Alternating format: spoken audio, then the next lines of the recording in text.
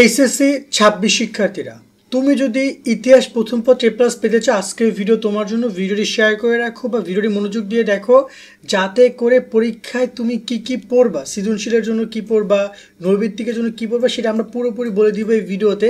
এবং ইনশাল্লাহ এই অনুযায়ী পরীক্ষায় তোমার 100% কমন আসবে। তোমরা এই গ্রুপ সাবজেক্টগুলোর প্রতি অনেকেই খুব বেশি ইম্পর্টেন্স দেও না, কেন দেয় আমি জানি না, বাট যারা দেয় তারাই কিন্তু ভালো রেজাল্ট করে। কারণ বাংলা, ইংরেজি, আইসিটি এগুলো তো অবশ্যই আসছে, এগুলো ভালো করতে হবে। তবে গ্রুপ সাবজেক্টগুলো বাদ দিয়ে তো তুমি ভালো রেজাল্ট করতে পারবে না। আর এগুলোতে ভালো রেজাল্ট করা খুবই ইজি। কিছু অধ্যায় খুব ইম্পর্টেন্স সহ তুমি দেখতে হবে, দেন দেখা যায় যে তোমার সৃজনশীল কমন পড়ছে, এমসিকিউ কমন পড়ছে, তুমি তোমার রেজাল্টও ভালো করছো। তো চলো আমরা ডিসকাশন করছি আজকে ইতিহাস নিয়ে, ইতিহাস প্রথম পত্র নিয়ে, এরপর ইতিহাস দ্বিতীয় পত্র, দেন একে একে আমরা সব সাবজেক্টগুলো সাজেশন দিব। তোমরা কোন কোন বিষয়ে সাজেশন চাও সেটা অবশ্যই জানাও। আস্তে আস্তে আজকে মানবিক শুরু করছি, কিন্তু বিজ্ঞান, ব্যবসার সাবজেক্টেরও আমরা একটা একটা করে দিব। তবে তোমরা কমেন্টে অবশ্যই তোমাদের সাবজেক্ট যেগুলো তোমাদের দরকার সেগুলো কমেন্টে জানিও। তো চলো শুরু করে। আর যারা ফেসবুকে দেখছো, ইউটিউবে দেখছো, সাবস্ক্রাইব করে রাখো ভাইয়া, কারণ আমাদের এই চ্যানেলেই তোমরা পাবো তোমাদের সকল বিষয়ের পারফেক্ট সাজেশন এবং পরীক্ষা নিয়ে সকল ইম্পর্টেন্ট ইনফরমেশন সম্পূর্ণ ফ্রিতে। তো চলো আমরা যদি প্রথমে ডিসকাশন করি ইতিহাস অধ্যায়টা, ইতিহাস বইটা নিয়ে, এটা ফাইনালাইজেশন নিয়ে আমরা ডিসকাশন করবো এবং সৃজনশীল নৈর্ব্যক্তিক দুইটারই গুরুত্বপূর্ণ অধ্যায়গুলো নিয়ে আলোচনা থাকবে। প্রথমত ইতিহাস প্রথম পত্রের মানবন্টন তোমরা একটু দেখে নাও। মানবন্টন হচ্ছে সিকিউ থাকবে 11টা, 8টা অ্যান্সার করবা, সরি এখানে 60টা হবে, ভুলে 8টা লেখা আছে, 60টা অ্যান্সার করবা তোমরা। আর এমসিকিউ থাকবে তোমাদের 30টা অ্যান্সার করবা। তো এই যে 60টা কোশ্চেনে তোমরা অ্যান্সার করবা, মানে তোমার কিন্তু সিকিউর একটা মানে তোমার অথবা আছে, চাইলে তুমি 4টা সিকিউ তুমি বাদ দিতে পারো, কিন্তু এমসিকিউ কিন্তু কোনো বাদ দেওয়ার অপশন নাই। তাই এমসিকিউটাকেও বেশি ইম্পর্টেন্স দিবা। আর 5 নম্বর যদি বলি, সিকিউ মানে তোমার সৃজনশীলের টোটাল 23 হচ্ছে পাস মার্ক, আর এমসিকিউ হচ্ছে তোমার 10 হচ্ছে পাস মার্ক। না পেলে কিন্তু তুমি ফেল করছো। সো এই নাম্বারটা তোমাকে অবশ্যই তুলতে হবে। তার মানে একটা বিষয় শিওর যে আমাকে মোটামুটি 3টা সৃজনশীল প্রপারলি লিখতে হবে, তবে আমি 23 পাবো। আর 10টা এমসিকিউ আমাকে হইতেই হবে। তবে প্রথম ও দ্বিতীয় পত্র মিলিয়ে পাস, এটা নয় না, আমরা পরে একটা ডিসকাশন আলোচনা করব। এইচএসসি 26 শিক্ষার্থী, নাইট 24 পাবলিকেশনের বাংলা A+, ইংরেজি A+ এবং আইসিটি ম্যাজিক, এই 3টে বই তোমাকে পরীক্ষায় ভালো রেজাল্ট এনে দিবে। প্রত্যেকটা বই রকমারির বেস্ট সেলার।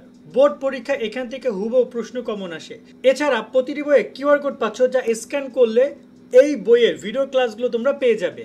বাংলা বইয়ে বাংলা প্রথম পত্র, দ্বিতীয় পত্র, ব্যাকরণ সহ সবকিছু সুন্দরভাবে ব্যাখ্যা এবং পর্যাপ্ত সৃজনশীল এমসিকিউ প্রশ্ন রয়েছে। তো সিন, রাইটিং, গ্রামার সবকিছুর অনুবাদ এবং সুন্দরভাবে লেখার নিয়ম কৌশল সবকিছু রয়েছে। আইসিটি ম্যাজিকে টপিক ভিত্তিক প্রশ্ন, পর্যাপ্ত সৃজনশীল এমসিকিউ রয়েছে। আজকেই তোমরা বইগুলো অর্ডার করতে নাইট 24 পাবলিকেশন অথবা স্ক্রিনে দেওয়া নাম্বার অথবা রকমারির ওয়েবসাইটে যোগাযোগ করো।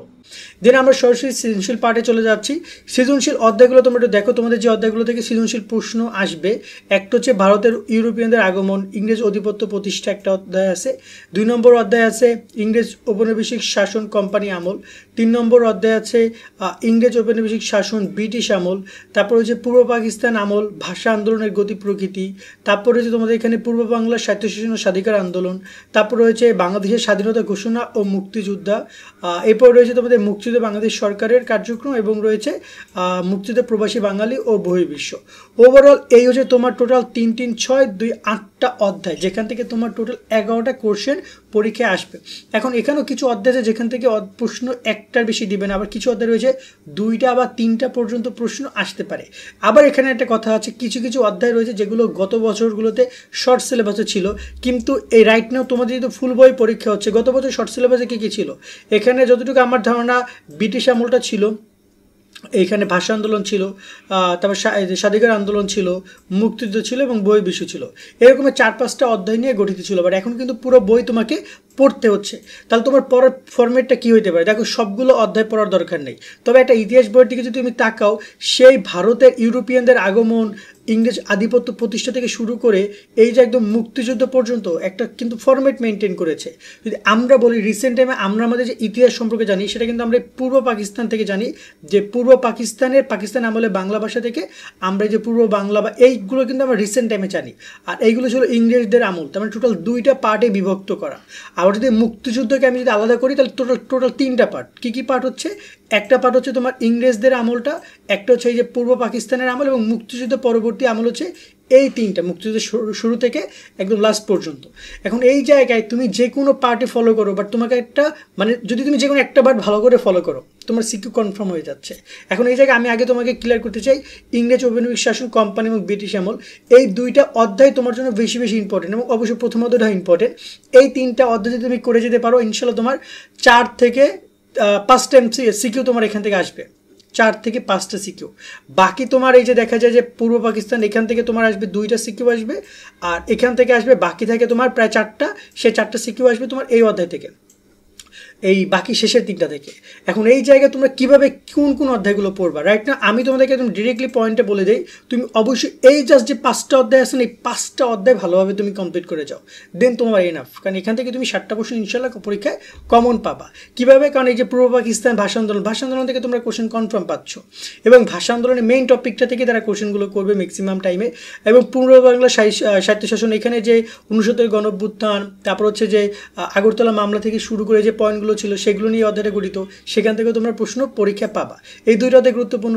স্বাধীনতা ঘোষণা, মুক্তিযুদ্ধ থেকে তো অফকোর্স তোমাদের কোশ্চেন থাকবে, এটা তো খুব বলার কিছু না। এবং এখানে একটা মজার বিষয় হচ্ছে যে মিক্সড কোশ্চেন হবে। মিক্সড কোশ্চেন মানে যে ভাষা আন্দোলনের সাথে মুক্তিযুদ্ধের কানেক্টেড করে কোশ্চেন করতে পারে। এইখানে স্বাধিকার আন্দোলনের ধরুন যে 11 দফার সাথে মুক্তিযুদ্ধের ঘোষণা, মুক্তিযুদ্ধের সাথে একটা তুলনা করে একটা কোশ্চেন করতে পারে। তাই তুমি যদি এই জাস্ট অধ্যায়গুলো পড়ে যাও, আমার কাছে মনে হয় যে একটা পারফেক্ট কম্বিনেশন হতে পারে, এবং এই 5টা অধ্যায় পড়লে তোমার জন্য এনাফ। এটা একটা খুবই গুরুত্বপূর্ণ সাজেশন এবং সুন্দর একটা সাজেশন, যে একদম প্রবাসী বাঙালি বহির্বিশ্ব পর্যন্ত পড়ছে, যে কারা কারা মুক্তিযুদ্ধের এই বহির্বিশ্বের কোন কোন দেশে কী কী ভূমিকা ছিল সেগুলো অনেক ইম্পর্টেন্ট, কারা আমাদেরকে অনুমোদন দিচ্ছে, কারা দেয় না, এবং হচ্ছে এই বিষয়গুলো নিয়ে ইম্পর্টেন্ট। এবং এখানে বাংলাদেশ সরকার বলতে এখানে মুজিবনগর সরকারকে বোঝানো হয়েছে। সো ওভারঅল এইভাবে তোমরা পড়ো, আশা করি এনাফ। আর বাকি 3টা যদি তুমি পড়তে চাও, এই 3টা অধ্যায় পড়ো, খারাপ নাই, 3টা অধ্যায় ভালো, তবে একটু কঠিন হইতে পারে অনেকের জন্য। সেই 1905-এর কথা, বঙ্গভঙ্গ, তারপর হচ্ছে 1947 দেশ ভারত পাকিস্তান ভাগ, এর আগের যে আমলের যে বিষয়গুলো ছিল 1817 সেই বিষয়গুলো নিয়ে এখানে ডিসকাশন করা হয়েছে। তো ভালো লাগলে এগুলো পড়তে পারো। আর যদি কথা বলি নৈবেত্তিক নিয়ে, নৈবেত্তিকের ক্ষেত্রে তোমাকে সবগুলো অধ্যায় ভালোভাবে পড়তে হবে। তবে এক্ষেত্রে তোমার যদি বলি এই 2টা অধ্যায় নৈবেত্তিকের জন্য খুবই গুরুত্বপূর্ণ। নৈবেত্তিকের জন্য এই অধ্যায়টা গুরুত্বপূর্ণ, এই অধ্যায়টা গুরুত্বপূর্ণ। 4টা অধ্যায় থেকে ম্যাক্সিমাম নৈবেত্তিক পরীক্ষা আসে। তো তোমরা অবশ্যই 4টা অধ্যায়কে বেশি ইম্পর্টেন্স দিবা। সরি, 4টা অধ্যায় না 5টা অধ্যায়, এখানে 5টা অধ্যায় বলতে হবে। ভাষা আন্দোলন থেকে এমসিকিউ প্রচুর আসছে, গত বছরে এসেছে। সো তোমরা চেষ্টা করবে এই 5টা অধ্যায়কে বেশি বেশি এমসিকিউগুলো পড়ার জন্য। এখানে অনেকে, আমি যদি সিকিউ দেই না 3টা অধ্যায় পড়তে, অনেকে বলতে পারবে 3টা অধ্যায় তাহলে এমসিকিউ কেন আসবে? এমসিকিউ তো 30টা আসবে, এমসিকিউ তো অথবা নাই। সো আশা করি তোমরা বিষয়গুলো মনে রেখে এই ভালো করে এই 3টা অধ্যায় এমসিকিউটা পড়ে যাবা, ইনশাল্লাহ পরীক্ষা তুমি কমনও পাবা। আর একটা কথা মাথায় রাখবা, এমসিকিউ এর ক্ষেত্রে বেসিকটা তোমাকে জেনে যেতে হবে, খুব বেশি টাফ কোশ্চেন দিবে না, বেসিক নলেজ থেকে কোশ্চেনগুলো দিবে, বাট তোমাকে ভালোভাবে সেটা ধরে নিতে হবে। তাই মেইন বই বা রিডিং পড়ারও ট্রাই করো, তাহলে তোমার বেসিকটা ক্লিয়ার থাকবে। আশা করি আমরা পুরো পয়েন্টটা তোমাদের ক্লিয়ার করতে পারছি। সো এখন সুন্দর করে প্রিপারেশন নিয়ে নাও, এখানে 5টা অধ্যায়, আর বাকি এমসিকিউগুলোর ক্ষেত্রে এই 5টা অধ্যায়কে গুরুত্ব দিও। সকলে অনেক অনেক ভালো থাকবা, আর সামনে তোমাদের আরও সাজেশন আসবে, সেগুলো পেতে আমাদের সাথে কানেক্টেড থেকো। আল্লাহ হাফেজ।